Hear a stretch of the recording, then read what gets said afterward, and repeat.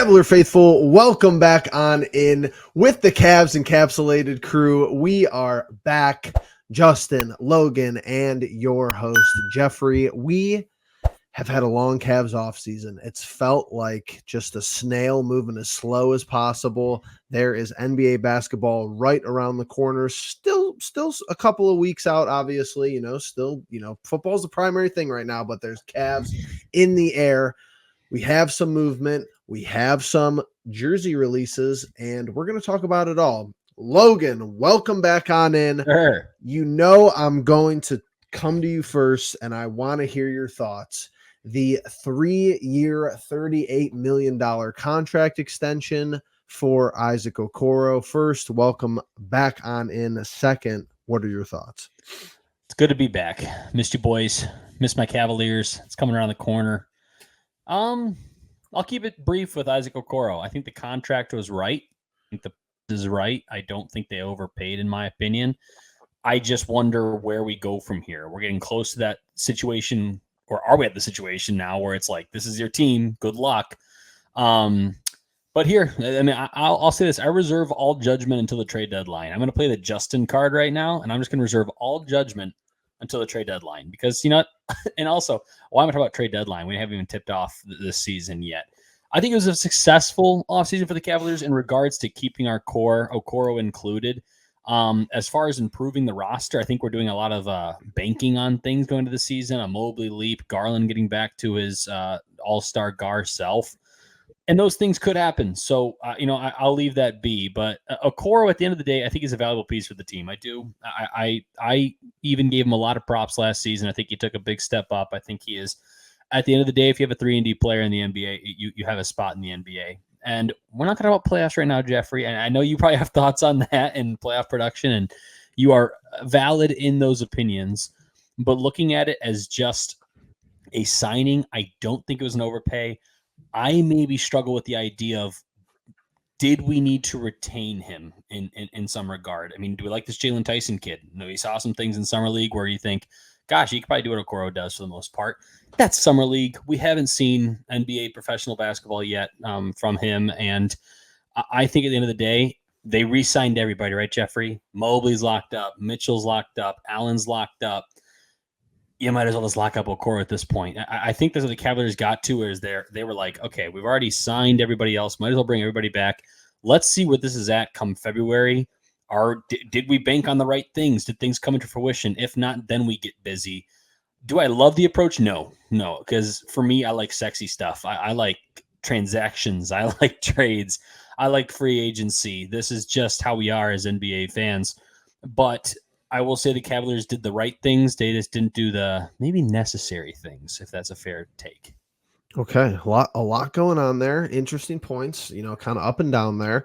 You asked about Okoro. I'm that's fine because I think that was a perfect segue into me going to Justin, because I'm curious to hear how Justin feels about the overall money spent in general. Obviously, Okoro is the most recent transaction and the topic of how we got started here, but the Donovan Mitchell extension, the somewhat unexpected Jarrett Allen contract extension, the Mobley max, now finally getting to Isaac Okoro. Justin, everything all encompassing, how are you feeling? Yeah, it's great to be back with you both, and unfortunately not camming in right now, but hoping to do it next time. In general, I think with the contracts that were dished out this summer, I'm going to come to Okoro last actually, but obviously Donovan is the biggest news in terms of is he staying, is he going? You get that for another 3 years with an option to renew. Then you get the Evan Mobley extension, which I think is, again, like the second biggest signing, because I think they're banking on him to be the number 2 overall player next to Donovan. I think that obviously his defense speaks far and above for him, but offensively, we're still looking for him to take a little bit of a step forward. So that's what everyone's kind of banking on and hoping for this season from him. And then the Jarrett Allen contract, very interesting that I feel like he's not underpaid, of course, but he's not paid nearly as much as I think he should be. which is something that I know we definitely like didn't really talk about when we were talking about if the core four was going to stay, if they were going to go. You know, Allen was always probably going to be like out of the four of them, the most likely that we thought to be gone outside of maybe Garland, if, you know, anyone was getting traded. That all being said, those three contracts, very happy about them. I think the money's good. Again, I'm not the money guy here. But then there's the Isaac Okoro signing. And my gripe with this is that, again, we're banking on, and, you know, Logan alludes to it with my whole tweet and everything on my page on the X Bird app. But I did quote tweet Evan Dammerel when he was like, what's one thing you're looking forward to most to next season? And I said, the trade deadline. And I say that because, again, you make no new real additions outside of, you're probably getting Ty Jerome back, which, again, a face we didn't see all last season, and you're getting Jalen Tyson. So you're getting a rookie who Jeff, I believe, thinks isn't going to see a lot of time. I think if the move that is in my mind is going to happen, then he absolutely does have to see time. Otherwise, we'll never know if you can move on from Karis LeVert, because I think in order to stay underneath the aprons and the luxury and all this BS money stuff that I don't know about, you're going to have to trade one of Karis LeVert or Isaac Okoro before the trade deadline this year. So what does that mean? It means one of those guys is getting moved, because I don't believe that anyone, David Griffin, I'm out of here. Throwback. Yeah, I'm Mr. Altman. Mr. Altman. Mr. Altman. I don't think for a minute, and maybe because we know how we think about him here, but I don't think he realistically believes this team this year is going to go to the championship. And I don't believe it either. You can try to talk me into all of the nonsense. I'll just put it out there now. This team's not going to win a championship this year. But what are we doing with a roster that we've repeatedly watched, like, come in, do the same thing each and every year and go, the injuries, this player didn't show up, that player didn't show up. And more often than not in the playoffs, you're talking about Isaac Okoro, and then either you're talking about pretty much Karis LeVert or any other of the ones or the four superstars typically on any given night. So I don't like the Isaac Okoro signing just because I'm very pessimistic about a move being made in the future to kind of like get away from this in general. Because I just feel like the roster is just filling up more and more with these utility guys. Because guess what? Sam Merrill's still got to play. I believe Jalen Tyson's got to play. Those are all guys that are going to take minutes from Isaac Okoro, who I don't know if the Cavs value them at this current moment higher than Isaac Okoro now. See, what stood out to me in your analysis there, Justin, is that I actually completely disagree with what you said about how you said Altman knows this team can't win a championship. I knew you'd say that. I'm extremely nervous that he thinks that this roster can, because, and that's where I'm going to go with this. You know, we could talk about the Okoro specifics, the guaranteed money, what the contract structure looks like. It's actually a little bit more interesting than what people initially reacted to. Some of the other stuff that I've seen, which I could pull up here.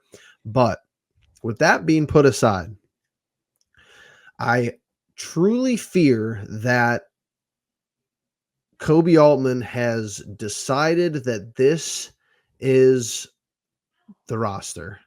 And the trade deadline, yes, everybody is. What bothers me is that we all say, oh, Altman's going to make these moves, or you have a cadre of the fan base that says, you know, Altman, well, he has to do this or he's going to do this. And we even saw it leading into this summer where a lot of that conversation died down. It wasn't like a long prolonged thing where is someone going to get traded, but you saw some mocks, you saw some reports, Pelicans linked to Cavs, other teams like that, whatever it may be. At the end of the day, though, what if he just is that set on all these guys that he's brought in? These are all, and he's been the general manager for 7 going on 8 seasons. So obviously these are all going to be his guys, so to say. Even if you do trade for a guy like Donovan Mitchell and like Karis LeVert and stuff like that, obviously you're going to make trades in the National Basketball Association. But I'm concerned that a lot of this hypothetical talk is just going to be clearly and plainly looked over when the time comes, or it's not going to be executable. So thematically, the summer reeks. And I'm sorry that I have to come on here in the middle of September and be negative Nancy, because I'm that the whole season. Let's just throw that out there. I know I'm that guy the whole year, but the whole summer just seems like championship teams and organizations and their fan bases don't talk like this. They just don't. They don't look to see who's going to make the second and third two-way spots. Sorry, that's not how it works in championship, organizations and rosters. Do they care about player development? I'm sure they do. Do they want to have young stars, be in the G League? I'm not discrediting it. I'm just saying championship teams don't, JT Thor. Like, that's strike number 1 for me is that talk. And you're not to me, and I could be wrong. My strategy and my vision could be wrong. I totally am going to put that up front. But to me, you don't give out contracts and then the first thing that is turned around and said from casual fans, semi-analysts, experts, so to say, one of the first things that comes out of their mouth should not be, well, that contract is really tradable. What does that even mean? Like, I understand what you're talking about. I understand packaging. I understand being able to have maneuverable and controllable assets. Totally get it. If you're giving somebody a dollar amount that is tied to years on a contract for professional sports, it should be because you think that they're good and that they can hang around and make an impact and play an appropriate and specific role. Not, oh, well, if we get, 2 or 3 weeks before the trade deadline, he's a very movable asset just because of his contract number. You saw how good that looked this summer. What big NBA trades have been made this summer? You can't make trades with the new CBA. So you're telling me that other teams have to desire these extensions, like Okoro's tradable, LeVert's tradable, Allen's tradable. You have to find candidates for trade partners first, and then you better hope that it's CBA or it's new salary cap eligible. You're not going over the tax. Someone else isn't going over the tax. So with all that being said, I'm intrigued with Okoro's contract because it seems a little bit abnormal and rare for the NBA, unless I've just been missing something with contract language over the past 3 or 4 or 5 years we've been doing this. But his base salary is 10.25 for the first year, and then has a maximum allowable 15% incentives on top of that. This tweet says we'll find out later how achievable those are. I've seen some under the radar research that it's team incentive, like it's team performance. Like if we have a certain record or something, which I'm not sure how that makes any sense. So is this a little bit more nuanced and granular than just the 38 million? Like, yeah, he's making $12.6 million a year annually, which is not an appropriate number for Okoro, in my opinion. Sure, it has a little bit more, depth to it than that, but it's just, to say I'm not concerned would be lying. Let me stop. Yeah, let me get in here as well. Okay, so let's do it. We talked a couple of months ago and I said, you want your core 4, fine, have it. But I said you got to improve the roster elsewhere. Jeffrey, Justin, answer me this question. What do these 3 people have in common? Ed Davis, Robin Lopez, Tristan Thompson. So this is not. They all play the same position. I got it first. I win.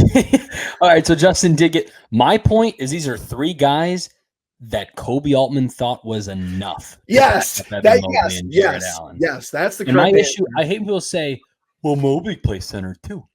Okay, then let's play him 42 million and let's get the most out of that contract we just Correct. Correct. That makes no sense. And then follow-up question.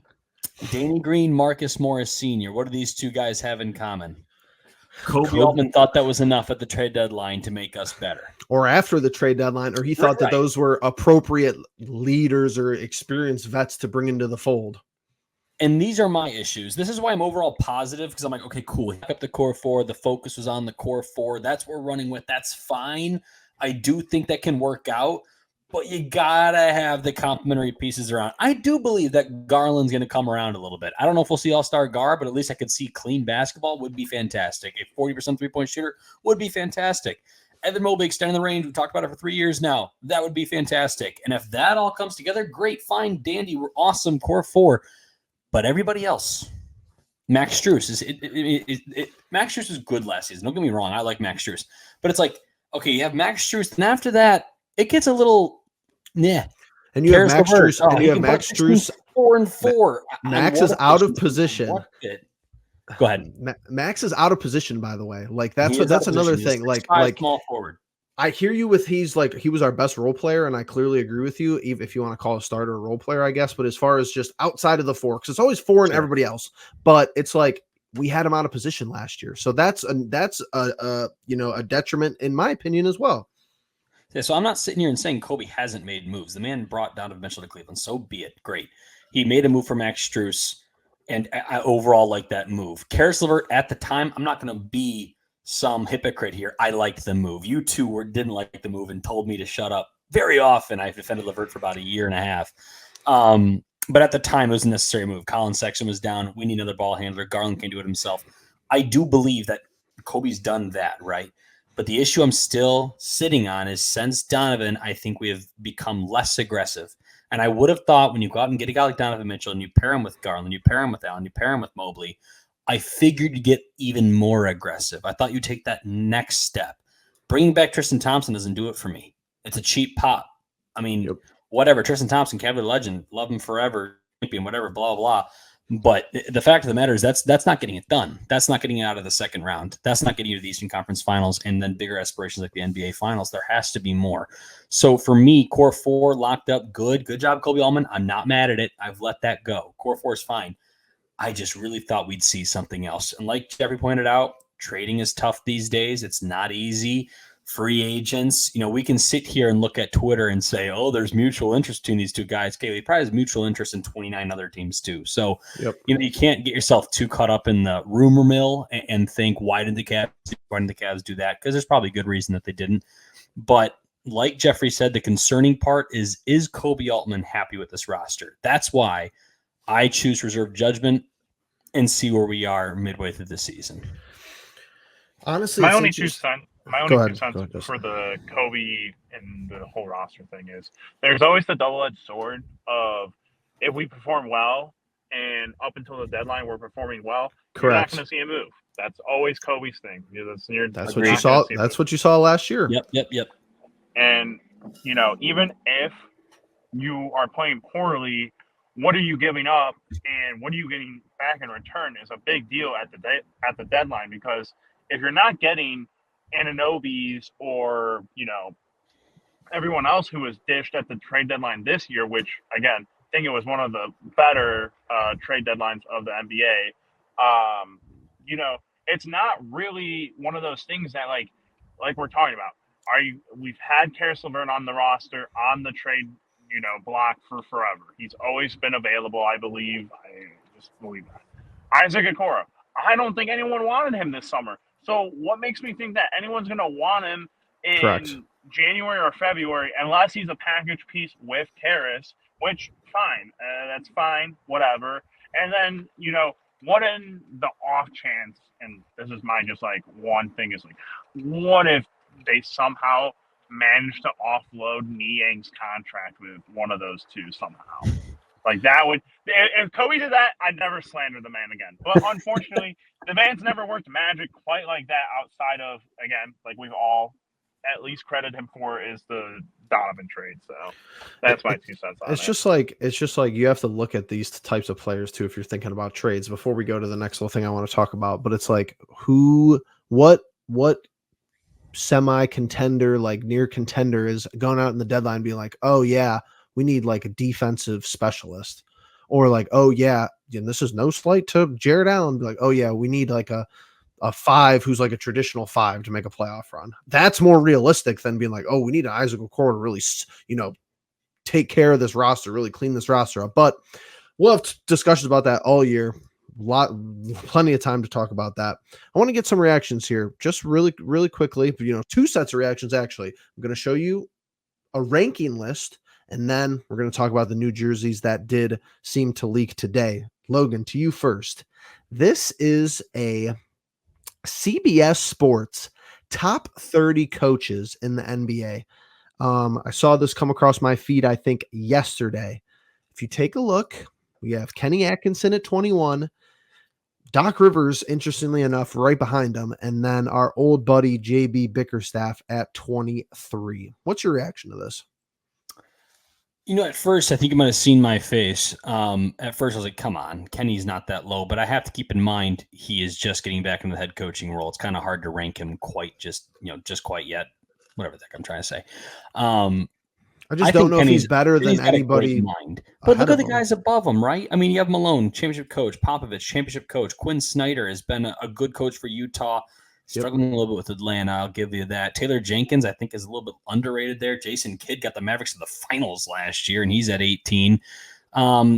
He's battling a lot of people here. I think Kenny sits where he does because of the names above our established coaches who have actually seen some success. Chris Finn, one of them, making the Timberwolves into something.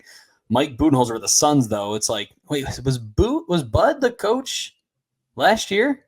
Am I just tripping, or did he? Mike Budenholzer, Suns head coach. Yep, he was. No, this is new this year. But was he the coach of the Suns season? I don't remember. I don't think he was. But what bothers me, Logan, is that he's a coach. Yeah, that bothers me because they have Nurse at 2. Yeah, I mean, the fact of the matter is, any ranking you could have had Nurse is always just wrong. Okay, well, let's go back to this. So Kenny Atkinson at 21. I honestly think it's fair. I think by the end of the year, he's going to be a top 15 to top 10 coach. That's my bold prediction, is that Kenny Atkinson is a big difference maker for this Cavalier team. JB at 23 makes sense. The guy's coming off a year that, sure, the Cavs got where they want to, but he was the number one scapegoat. They were eliminated. The moment things went wrong, JB was the scapegoat, and sometimes he deserved it. Doc Rivers is funny at 22. That guy, they came to Milwaukee and damn near killed the team. Yeah, I don't have a whole lot of reaction. I think this is fair. Maybe some of the names are a little bit funky above him, but I think until Kenny actually shows that head coaching ability that I know he has, he's done a lot with a little, and I think he's going to do a lot with a good amount right now this year. So I expect to see a new ranking next year with Kenny much higher. Frank Vogel was Suns head coach last year, Logan. Okay, so then that's where I kind of fired him. Coach, but new team. Fired him after the sweep, and then Budenholzer's in there, which was a free agent coaching on the coaching market 2 seasons ago, right, along with Nick Nurse. Justin, thoughts, reactions?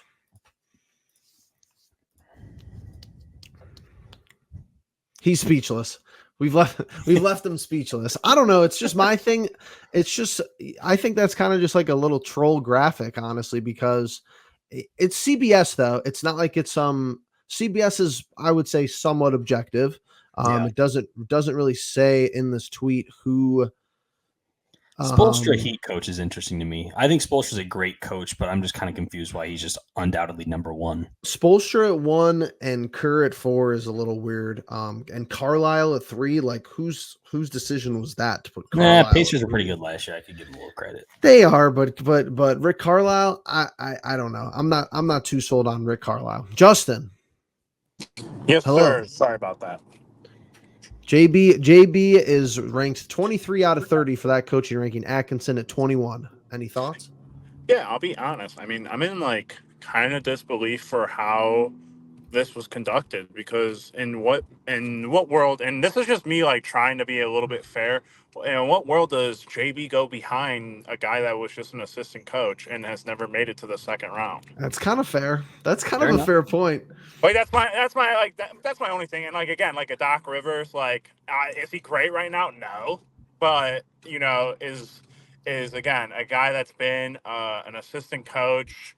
Is it because he is jumping JB? He got JB's job. Is that why he jumps him automatically? I guess that would be a fair assessment too. But I don't know. For me, it's just like I don't have the NBA wherewithal to be able to speak on this plainly. So I think Logan did a better job, but it's interesting. I feel like JB's the right guy for that Pistons job, and I I feel agree. like Correct. they won't really make like playoff strides, but I feel like he did here in Cleveland, like they'll establish a core, they'll establish kind of An a identity, little young presence defensive. and everything.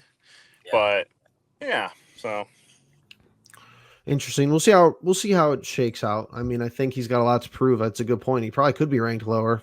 Fair enough, Justin. But we'll see. I think he has to be like a top 15 head coach. Has to be competitive in the East. And we'll see what he could do with this roster. So just some kind of interesting narrative, groundwork laying before this preseason kicks off and this offseason keeps moving along. With that being said, Logan, 1 through 10 rating before we wrap up here. Because I don't know what to think. Okay, here's where I stand. Any jersey that simply has nothing to do with Cleveland is always going to hurt me. The frosted blue, I don't know. We had frosted blue in ball, but they're going to come out and say that this has something to do with it, though. They've done this for the last 2 years. Brown. Yeah. I don't know. Like to me, it's like, sorry. That's not. I love Cleveland, but that's true though. I struggle with this. I think the thing on the side. Talked about a little bit before we came on here. I actually think it's kind of dope. I'm not gonna lie. I see the bow tie. I see the bow tie. Yeah, I love the bow tie. The light blue though. I mean, like I hated our land jerseys 2 years ago. And was it Mitchell's first year? Yeah, hated those. And they're like, oh, it has to do with the Metro Parks. I'm like, cool, great. It's just like, give me wine and gold. Give me navy. Give me the LeBron jerseys when I was a kid. Navy blue. Yeah, exactly. So I just don't understand why we have to overthink this. Oh, let's go powder blue. Do we want anything on the neck or on the shoulder? Nah, just put that darker blue. That should be good. It's just uninspired. It's clean. It's fine. It's the same freaking logo from when we were the land 2 years ago.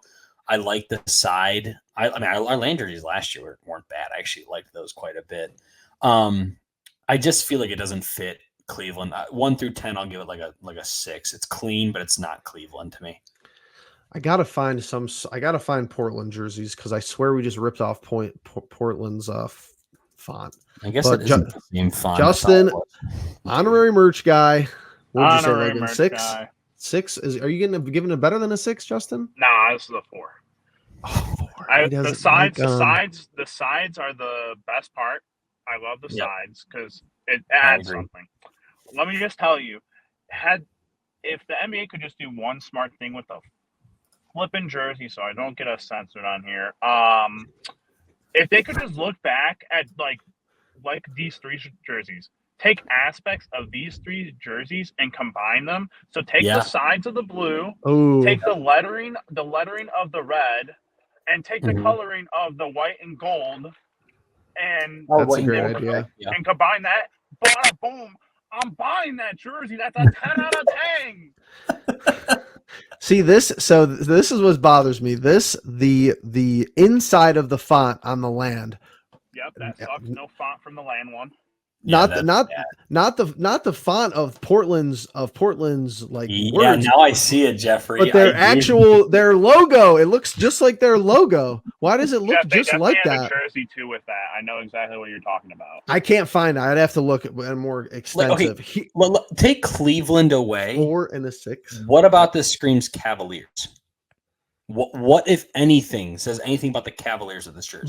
But Logan, I can't even complain about that because they've progressively just gone away from that like altogether. I'm shocked they even still have like Sir CC and how many people in the fan base would even like know if you were like, hey, what's a Cavalier? Would they know it's a guy that has a sword? How many people do you even think they know that? Like it's just you don't even see any like. Is there anything in this little side? Like, is there like a sword in like the side of this? Is there anything? Is there like the top hat with the feather? Like there's nothing. I thought at first glance that it was just a bunch of the old logos. So I imagine somewhere in there might have the one logo with the C with the sword through it. But again, I'm going to give you the silver lining, and this is kind of what I think is the overarching thing here is that I feel like for all 3 years of this, I didn't buy the first two jerseys.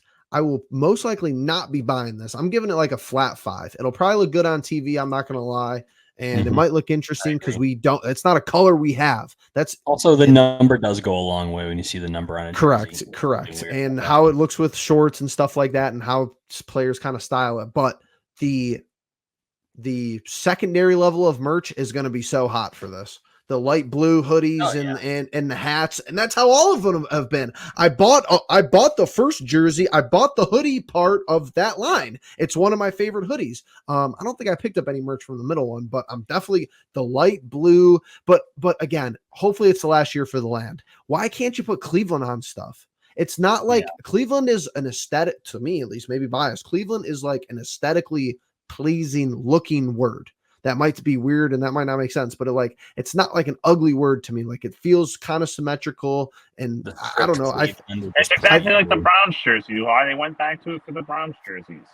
Yeah, I don't know. It's uninspiring to say the least. But 30 plus minutes of Cavs talk. Cavs Encapsulated Crew is back. Logan, hope you had a nice summer off because now we're just going to be putting you to work. Time to get to work, baby. Let's make some video edits. Let's get these shorts going. Any final thoughts?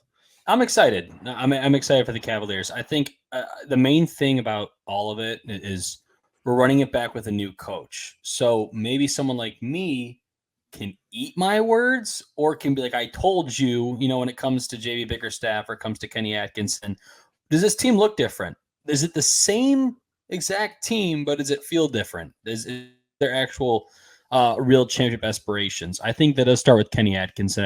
I do think that's a couple of leaps, and we are banking on a few things, folks. We are.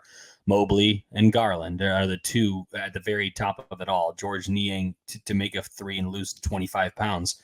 Like, there is some things we're banking on when it comes to this season, and nonetheless, I'm excited. I still think this Cavaliers team is a playoff team, middle of the pack, 4 or 5 seed like we've been looking at. I'd love to jump up to 3. I'd love to jump up to 2.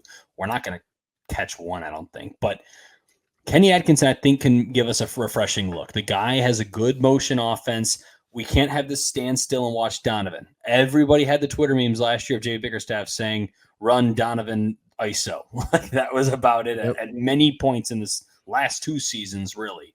So what do we look like as a team? Is it going to come together? Is Kenny the guy? Is he going to take us to new heights? That's what excites me the most. We have the core. It's back. We're back with the exact same freaking roster. Can Kenny make it look a whole lot better, though, than JB did? That's the question and the answer that I want. That didn't make any sense. I was trying to sign off there. It didn't go as smooth as I want. That's the answer that I want to my question. Whatever. Move on. Next. Fair enough. Justin, final thoughts here? Yeah, I mean, just on Logan's point, I think that in a way to phrase it differently than Logan, I think that to take what is the same roster from last year, add Jalen Tyson and, get Ty Jerome back. But I want to see the minute distribution. I want to see it look like a different team. I want to see a lot of different faces because I was getting too many, regular games of just Isaac, Karras, Niang coming off the bench and that being it. Maybe you see an occasional Thompson if he's not suspended or whoever was trying to fill in, or Merrill when guys weren't hurt. So CPJ season, baby. CPJ when he wasn't hurt as well. So yeah, there's going to be a lot of guys that I think deserve to get minutes and have the capability of helping this team. So hopefully, like I said, we see a little bit of a different team with same faces. Absolutely. Well, every kind of worked in threes tonight. Okoro extension, Atkinson, jerseys. I'm going to tell you in threes. Like button, comment, subscribe. Cavs Encapsulated Crew, Justin, Logan, and myself. Appreciate you making this far into the video. Check out some of our other uploads, whether it's Cavalier related stuff or Browns related stuff. And we appreciate you being the pulse of it all. Peace.